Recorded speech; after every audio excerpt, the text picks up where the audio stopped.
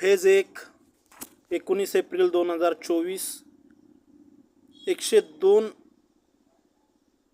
कॉन्स्टिट्युएन्सीसाठी 21 राज्यात मतदान झालं. फेज दुसरी झाली 26 एप्रिल 2024ला 88 कॉन्स्टिट्युएन्सीसाठी 13 स्टेटला मतदान झालं. फेज 3 झाली 7 मे 2024ला 94 कॉन्स्टिट्युएन्सीसाठी 11 स्टेटमध्ये मतदान झालं.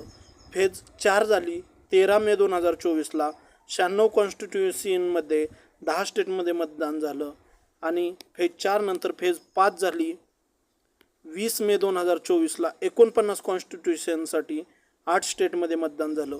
फेज 6 झाली 25 मे 2024ला 58 कॉन्स्टिट्युएन्सीसाठी 8 स्टेटमध्ये मतदान झालं. आणि ही जी शेवटची फेज आहे जी उद्या चालू होईल 1 जून 2024ला 57 कॉन्स्टिट्युएन्सीसाठी 8 स्टेटमध्ये